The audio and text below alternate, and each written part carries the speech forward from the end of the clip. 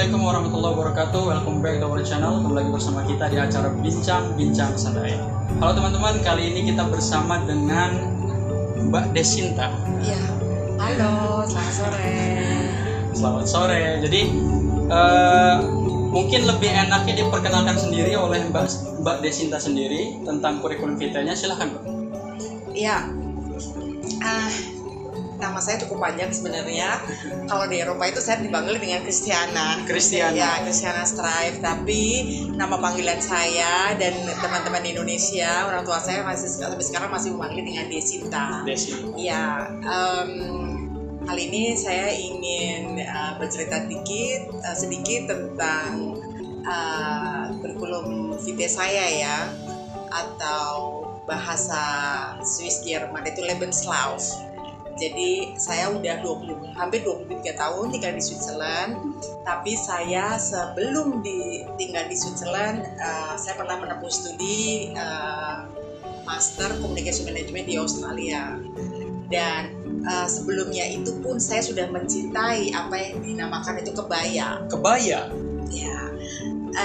Selain kebaya juga kecintaan saya kepada wastra Nusantara. Banyak sekali kain-kain etnik dan tidak hanya batik yang telah diakui oleh UNESCO, tapi juga tenun, kain songket itu sangat beragam di seluruh kepulauan Nusantara. Jadi saya sangat senang sekali mengenakan kain-kain wastra Nusantara itu dimanapun saya berada, bahkan sampai detik ini. Nah, kecintaan itu timbul sebenarnya saya menyadari saya sebagai perempuan Indonesia, bagaimana caranya mempromosikan Indonesia selain kebutuhan kita sebagai manusia itu makanan ya. Ada juga hal-hal lain yang kita promosikan sebelum para turis-turis Eropa atau masyarakat Eropa itu berkunjung ke negara kita. Jadi kita manjakan dalam tanda petik mata mereka itu tidak dengan hanya kuliner yang biasa kita dalam segala macam event di mana saya tinggal di Swiss, yaitu di KBRI atau acara-acara kebudayaan dari organisasi masyarakat atau perkumpulan masyarakat Indonesia yang di Swiss mengadakan acara kerohanian, kebudayaan, kita suguhkan kuliner. Tetapi kita sebagai perempuan Indonesia harus berani menampilkan jati diri wanita Indonesia yang sesungguhnya dengan penampilan kita, dengan appearance kita, yaitu salah satunya kecintaan saya kepada kebaya. Karena kebaya itu banyak sekali filosofinya, dan asal-usul kebaya itu sebenarnya adalah di Indonesia. Ada usia kebaya yang sudah 500 tahun eksis, keberadaannya di Nusantara, tetapi dengan perkembangan zaman, kadang kita seperti dilupakan untuk mempunyai pengakuan kepada diri kita sendiri bahwa ini loh, kita punya sesuatu yang cantik, kebaya, dan kita harus perlihatkan ke mata dunia. Kadang kita seperti dilupakan meskipun itu sudah menjadi milik kita bahkan ratusan tahun yang lalu. Nah, saya tidak menyangka pada akhirnya selama 7 tahun terakhir ini ada gerakan perempuan berkebaya, sampai pada suatu saat, singkat cerita, suatu Kongres Nasional Kebaya 2021 menghubungi saya, atau sebelumnya akhir 2020 menghubungi saya, mengapa saya masih suka dan mencintai kebaya meskipun saya tinggal di Swiss ya. Buat saya kenapa tidak gitu loh. Itu salah satu kecintaan kita kepada Indonesia. Kita menyadari dari hari ke hari kita tinggal jauh ribuan mil dari Nusantara, bukan berarti kita melupakan tanah air, tetapi jati diri kita tetap ada. Disitulah kita memperlihatkan kepada masyarakat Eropa, bahkan menjual Indonesia dalam tanda petik. Inilah sebenarnya sosok perempuan Indonesia sesungguhnya. Nah, buat saya itu tidak hanya penampilan, tetapi filosofi dan hal pesan politis yang kita bisa sampaikan, seperti halnya negara lain, misal Jepang itu dengan kimono, perempuan India dengan sari, mereka bepergian ke luar negeri dan mereka mengerjakan sesuatu hal sebagai ibu rumah tangga atau sebagai wanita karir, mereka bisa toh masih mengenakan kain tradisional mereka. Kenapa kita tidak? Nah, itu salah satu local identity kita ya, Pak? Ya, betul sekali. Identitas juga. Iya.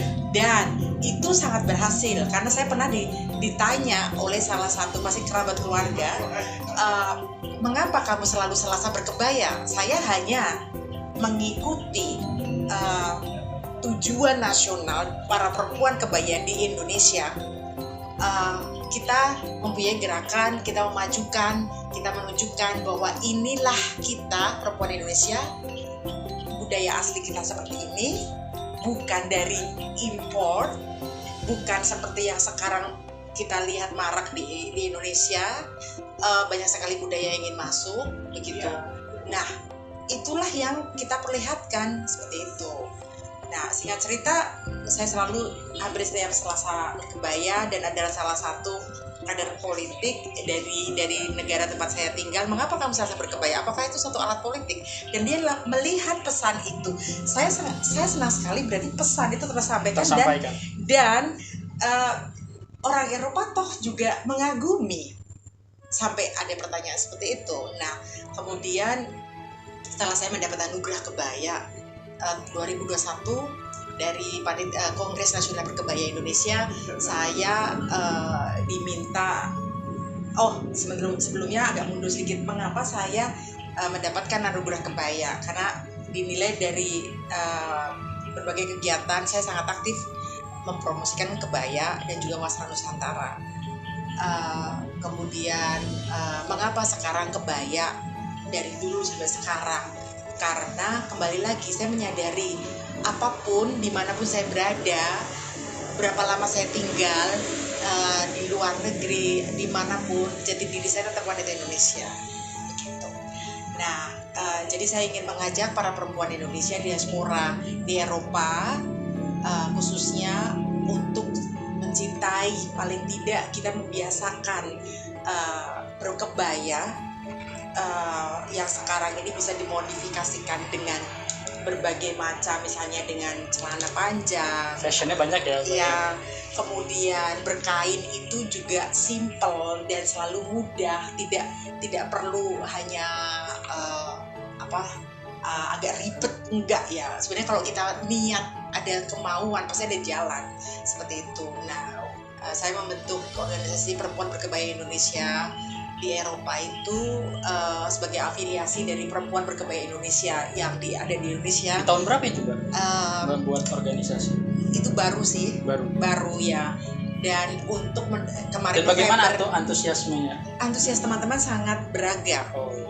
Tetapi saya tetap mengembalikan semangat dan menanyakan kepada teman-teman apakah perjuangan kita masih panjang, apalagi sekarang ini pernah didengar marak sekali kebaya Indonesia goes to UNESCO. Tidak begitu saja mudahnya, perjuangan masih panjang, jalan masih panjang, visi kita sangat panjang dan itu harus diperjuangkan. Nah, karena hubungannya dengan asal usul kebaya itu ada di Indonesia, begitu.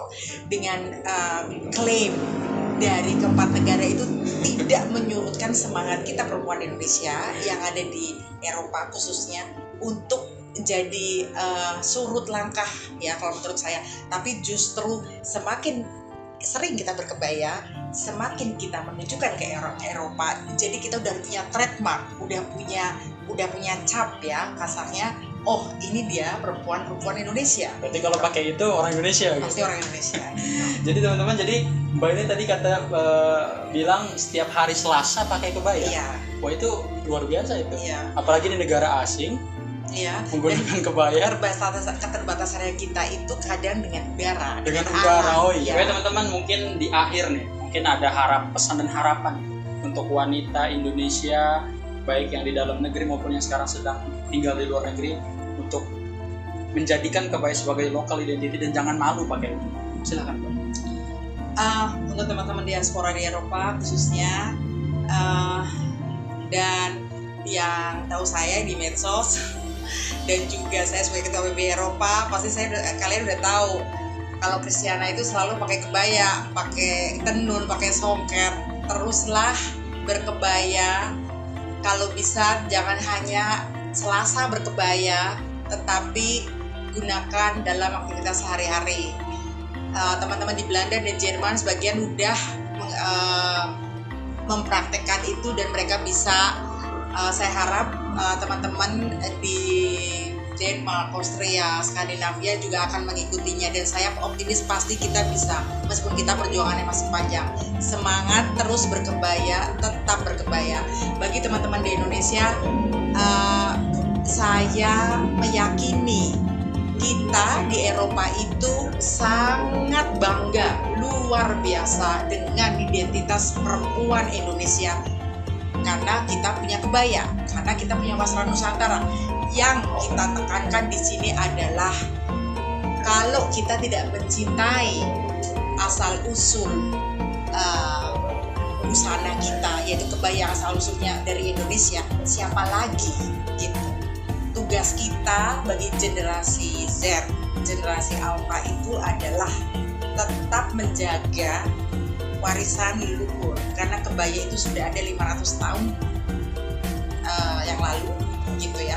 Jadi pewaris itu akan sampai seterusnya, sampai saya nggak tahu lagi generasi yang akan datang namanya generasi apa. Jadi tetap harus kita tularkan, nggak usah terlalu berbelit, bilang saja ini adalah warisan nenek moyang, ini adalah warisan Indonesia, inilah perempuan Indonesia. Itu aja sih dari saya. Baik teman-teman, prinsip yang luar biasa dari Mbak Desinta tadi tentang kebaya. Tidak hanya kuliner Mbak ya yang diperlihatkan tentang identitas Indonesia, tapi juga bisa busana Mbak ya.